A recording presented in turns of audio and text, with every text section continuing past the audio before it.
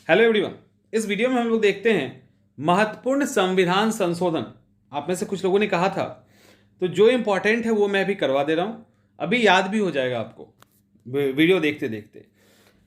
पहला, जो संविधान में पहले बार ही यानी 50 में लागू हुआ और 51 में ही संशोधन हो गया, लैंड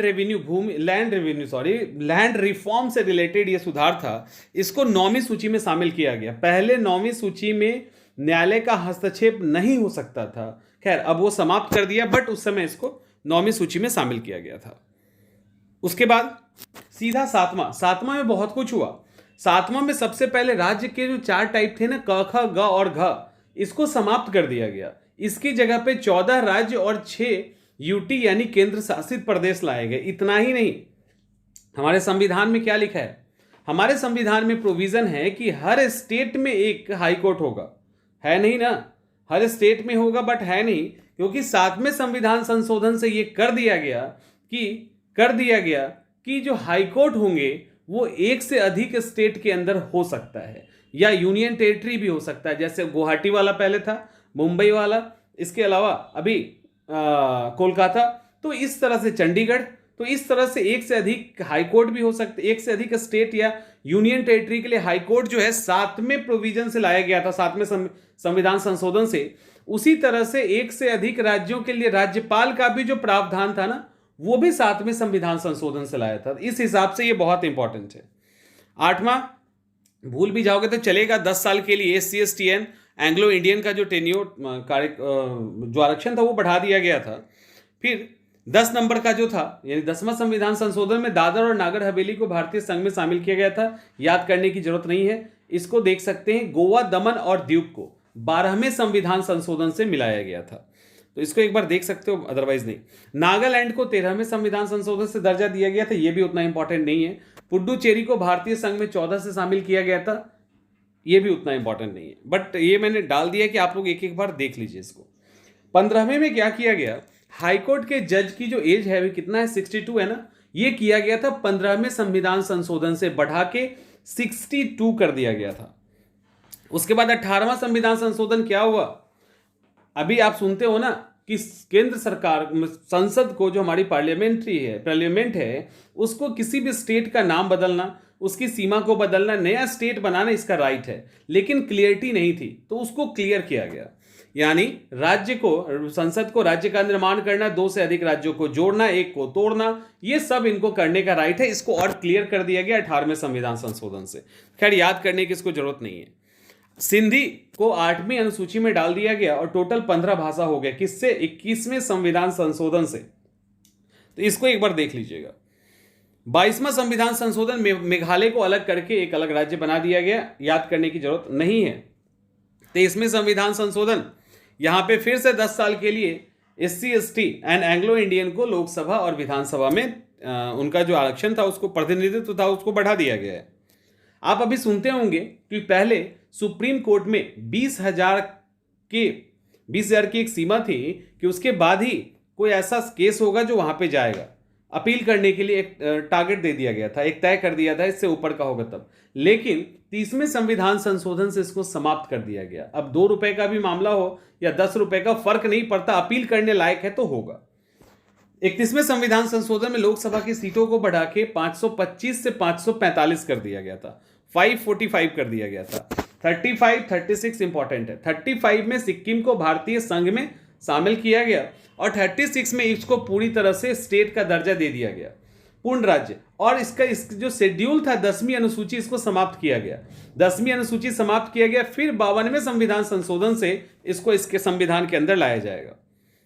42वां संविधान संशोधन सबसे इंपॉर्टेंट 1976 में हुआ था। इसको मिनी कॉन्स्टिट्यूशन यानी लघु संविधान भी कहा जाता है। बहुत कुछ बदला, समझो ना कि पूरा तोड़ मरोड़ के संविधान को रख दिया। इसके बाद खैर 44वें संविधान संशोधन से फिर सबको ठीक किया गया। इसमें 3 शब्द जोड़े गए। समाजवाद किस में जोड़े गए? उद्देशिका में समाजवाद, धर्मनिरपेक्ष, अखंडता। तो ये इंपॉर्टेंट है। प्रियम्बल में आज तक एक ही बार संशोधन हुआ है 42 से। नागरिकों का मूल कर्तव्य जोड़ा गया, इसके लिए पार्ट 4A जोड़ा गया, ये भी इंपॉर्टेंट है। राष्ट्रपति को अच्छा एक बात बताओ, मूल कर्तव्य में स्टार्टिंग में कितने मूल कर्तव्य थे? कितने मूल कर्तव्य जोड़े गए थे? और स्वर्ण सिंह कमेटी ने कितने मूल कर्तव्य की सिफारिश की थी, बताइए। राष्ट्रपति को कैबिनेट की सलाह मानने की बाध्यता कर दी, यानी कैबिनेट अगर कोई भी सलाह देगा या कैबिनेट कोई बिल पास करके देगा तो राष्ट्रपति का वीटो पावर छीन लिया गया था। राष्ट्रपति का वीटो पावर छीन लिया गया। इसके अलावा प्रशासनिक अधिकरण और अन्य मामलों पे अधिकरण ट्रिब्यूनल की बात की गई थी। ट्रिब्यूनल की बात की गई थी 14A के अंदर उसका प्रावधान जोड़ा गया कि ट्रिब्यूनल बनाया जा सकता है। इसके अलावा लोकसभा के सीटों की जो सीटों की संख्या थी उसको 1971 के आधार पर 1971 के जनसंख्या के आधार पे 2001 तक रोका गया था, 42वें में फिर आगे बढ़ाया जाएगा। संविधान संशोधन को न्यायिक जांच के दायरे यानी न्यायिक रिव्यू जुडिशियल रिव्यू के दायरे से संविधान संशोधन को हटा दिया गया। लोकसभा विधानसभा का कार्यकाल क्या किया गया, 5 साल से बढ़ा के 6 साल कर दिया गया, 5 साल से 6 साल। और राष्ट्रपति शासन एक बार में अभी कितना बढ़ाते हैं, 6 महीना, इसको बदल के 1 साल कर दिया गया कि हर मतलब 6 महीना नहीं होके 1 साल होगा। फिर 5 विषय को राज्य सूची से संवर्ती सूची में लाया गया, लाइक शिक्षा, वन, वन्यजीव, पक्षियों का संरक्षण, आपतौल, ये सब। संसद और विधानमंडल में कोरम की आवश्यकता समाप्त, यानी 2 लोग भी आ जाएंगे तो संसद चल जाएगा और विधानसभा चल जाएगा, मतलब पूरी तरह से बर्बाद कर दिया गया था। उसके अलावा फिर जब 44वां संविधान संशोधन हुआ तो ये ऊपर में जितने भी चीजें बदले हुए आज देख रहे हैं ना, सबको इन्होंने ठीक किया। 6 साल को फिर 5 साल किया, फिर कोरम की जो चीजें थी कोरम कंपलसरी किया, राष्ट्रपति को पुनर्विचार करने के लिए भेजने का राइट दिया, यानी सस्पेंसिव वीटो को फिर से लागू किया, और लेकिन दोबारा अगर पास होके आएगा तब इनको साइन करना होगा, ये ऑप्शन छोड़ दिया गया। अध्यादेश जारी करने के लिए राष्ट्रपति, राज्यपाल और प्रशासक की संतुष्टि ही आवश्यक है, इसको समाप्त किया गया। राष्ट्रीय आपातकाल में आप पहले सुनते होंगे आंतरिक अशांति, ये तो छोटा मोटा दंगा हो जाएगा तब भी हो जाएगा, तो आंतरिक अशांति के कारण काफी इसका मिसयूज किया गया था राष्ट्रपति शासन नेशनल इमरजेंसी का। इसके जगह पे इन्होंने सशस्त्र विद्रोह वर्ड डाला, किससे, 44 कॉन्स्टिट्यूशनल अमेंडमेंट से। राष्ट्रपति केवल कैबिनेट के लिखित सिफारिश पर ही आपातकाल की घोषणा कर सकते हैं, अदरवाइज नहीं। संपत्ति को मूल अधिकार से, फंडामेंटल राइट से हटा दिया गया, अब ये एक कानूनी अधिकार है। संपत्ति, राइट टू प्रॉपर्टी जो है ये एक लीगल राइट है, अब फंडामेंटल राइट नहीं है। आपको ये बताना है कि इसको यहां से हटा के कहां डाला गया। अनुच्छेद 20-21 किसी भी हाल में किसी भी इमरजेंसी में सस्पेंड नहीं होगा, ऐसा ऑप्शन यहां पे डाल दिया गया, ऐसा चीजें डाल दी गई। उसके बाद अगला 44 में हो गया, तो 44 में ये सब चीज ठीक किया गया। 45 अनुसूचित जनजाति के लिए फिर से 1990 तक जो था रिजर्वेशन बढ़ा दिया गया। 52वां संविधान संशोधन दल बदल विरोधी कानून के लिए जाना जाता है और इसके लिए 10वीं अनुसूची को जोड़ा गया था, 10वीं अनुसूची को जोड़ा गया था। 73वां संविधान संशोधन स्पेशली मिजोरम के लिए आया था, वहां पे विधानसभा की संख्या मिनिमम 40 कर दी गई थी। मिनिमम विधानसभा में संख्या वैसे कितनी होनी चाहिए, बताओ एक बार, कितनी होनी चाहिए? 55वां अरुणाचल प्रदेश के लिए था, 30 किया गया, और ये जो 56 वाला है ये गोवा के लिए स्पेशली था, यहां पर भी विधानसभा की संख्या 30 की गई। ये सब स्पेशल प्रोविजन यहां पे किया गया था। 58 याद रखिएगा, क्योंकि संविधान के को हिंदी में ट्रांसलेट कर उसको वही वैल्यू दिया गया जो इंग्लिश के संविधान को था, तो वही मान्यताएं दी गई 58 से। 61 सबको याद है, वोटिंग का जो राइट एज था उसको 21 से घटा के 18 कर दिया गया। 62वां संविधान संशोधन फिर 10 साल के लिए SC ST OBC and Anglo Indian के टेन्योर को बढ़ा दिया गया। 69वां 69 में क्या हुआ, दिल्ली को विशेष राजधानी का विशेष दर्जा देते हुए राष्ट्रीय राजधानी क्षेत्र NCR घोषित किया गया, और यहां पे 70 सदस्यीय विधानसभा और 7 लोगों की मंत्री परिषद की गठन की गई 69 से। 71 में क्या था, कोंकणी, नेपाली, मणिपुरी को 8वीं अनुसूची में शामिल किया गया, और इसको जब शामिल किया गया 71वें संविधान संशोधन से तो टोटल लैंग्वेज हो गया 18। 73 सबको याद है, 1992 में आया था, और पंचायती राज संस्था को यहां पे संवैधानिकता दी गई थी। इसके लिए 11वीं अनुसूची में 29 अलग अलग मद जो है जोड़े गए थे, अलग से एक पार्ट 9 जोड़ा गया था, उसको द्विपंचायत कहा गया था, तो ये 73वां था। और 74वें में क्या हुआ, उसके लिए अब शहरी निकाय के लिए, अर्बन बॉडीज के लिए जो था उसको भी संवैधानिकता दी गई। 9A पार्ट जोड़ा गया और इनके लिए 12वीं अनुसूची जोड़ी गई, जिसमें टोटल 18 मद थे जहां पर उनको काम करना था। 79 फिर यहां पे 2010 तक के लिए रिजर्वेशन बढ़ा दिया गया। 81 क्या हुआ?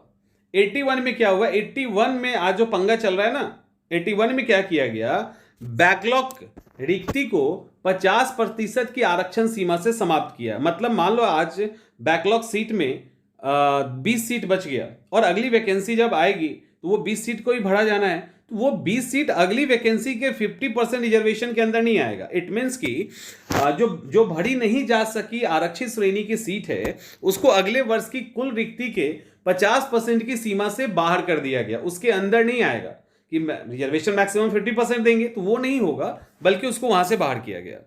84 लोकसभा और विधानसभा की सीट 25 साल के लिए फिर से फ्रीज कर दी गई 2026 तक। और जनसंख्या सॉरी यहां पे कंफ्यूजन नहीं होना चाहिए। 1971 की जनसंख्या पे ही 2026 तक फ्रीज कर दी गई, लेकिन निर्वाचन क्षेत्र का पुनर्निर्धारण 1991 की जनसंख्या पे जो सीट का इधर उधर करना था वो किया गया। 86वां सब जानते हो 2002 का था। आर्टिकल 21A जोड़ा गया, जिसमें 6 से 14 साल तक के बच्चों को फ्री एलिमेंट्री एजुकेशन की बात की, निःशुल्क प्रारंभिक शिक्षा। इतना ही नहीं, इन्होंने नीति निर्देशक तत्वों का आर्टिकल 45 के सब्जेक्ट को बदला। आर्टिकल नहीं बदला, सब्जेक्ट बदल दिया। उसमें कहा गया राज्य सभी बालकों को 14 वर्ष की आयु तक निःशुल्क और अनिवार्य शिक्षा का उपलब्ध करेगा। ठीक है, तो ये सारी की गई। इसके अलावा 87वां संविधान संशोधन, क्षेत्रीय निर्वाचन क्षेत्र का पुनर्निर्धारण। फिर से जो परिसीमन आयोग बनेगा तो 2001 की जनगणना के आधार पर उसको तय किया जाएगा। यहां पे 89वां, ये याद रखिएगा, क्योंकि पहले अनुसूचित जाति और जनजाति आयोग एक साथ था, इसको अलग कर दिया गया। अब अनुसूचित जाति आयोग आर्टिकल 338, अनुसूचित जनजाति आयोग आर्टिकल 3381, यानी 338 जाति और अनुसूचित जनजाति 338A। एक अध्यक्ष, एक उपाध्यक्ष, 3 सदस्य होंगे, राष्ट्रपति इनको अपॉइंट करेंगे। 91वां संविधान संशोधन, ये बहुत ही इंपॉर्टेंट है। राज्य हो या केंद्र हो, मंत्री परिषद की संख्या including prime minister and chief minister in state 15% से अधिक नहीं होगा। 91 कॉन्स्टिट्यूशनल अमेंडमेंट में केंद्रीय मंत्री परिषद या राज्य मंत्री परिषद में मुख्यमंत्री और प्रधानमंत्री को शामिल करते हुए 15% से अधिक मंत्री नहीं होंगे। दूसरा, दल बदल के आधार पर यदि कोई मेंबर अयोग्य हो गया तो ऐसा सदस्य मंत्री होने पे मंत्री पद के लिए अर्हत नहीं होगा, यानी वहां से भी निकल जाएगा। मेंबर ही नहीं रहेगा तो फिर क्या फायदा। संविधान की 8वीं अनुसूची में 4 और भाषाएं जोड़ी गई 92वां संविधान संशोधन से, बोडो, डोगरी, मैथिली और संथाली, और टोटल संख्या हो गया 22। 95 लोकसभा और राज्यसभा में फिर से इनकी संख्या बढ़ा के 2020 तक के लिए बढ़ा दिया गया 95 से। 96 में क्या हुआ? उड़िया की जगह पे उड़िया, ORIYA की जगह उड़िया शब्द को शिफ्ट किया गया, उसकी जगह पे चेंज किया गया। 97 में क्या था? सहकारी समिति बनाने का अधिकार दिया गया। सुनिए इसको, कोऑपरेटिव समिति फॉर्म करने का अधिकार एक मौलिक अधिकार बन गया। दूसरा, नीति निर्देशक के अंदर भी इसका प्रोविजन किया गया। और तीसरा, सहकारी समिति के नाम से एक नया भाग आर्टिकल 9B, आर्टिकल जो 9B है वो इसके अंदर डाला गया, पार्ट 9B इसके अंदर डाला गया। ठीक है, इसके बाद 99वां संविधान संशोधन, सर्वोच्च न्यायालय के लिए कॉलेजियम व्यवस्था की जगह एक राष्ट्रीय न्यायिक नियुक्ति आयोग का गठन किया गया। लेकिन भाई साहब ने कहा कि ना, ये तो गड़बड़ है, और इन्होंने इसको असंवैधानिक घोषित करके कहानी खत्म। फिर से कॉलेजियम व्यवस्था इन्होंने चालू कर दी।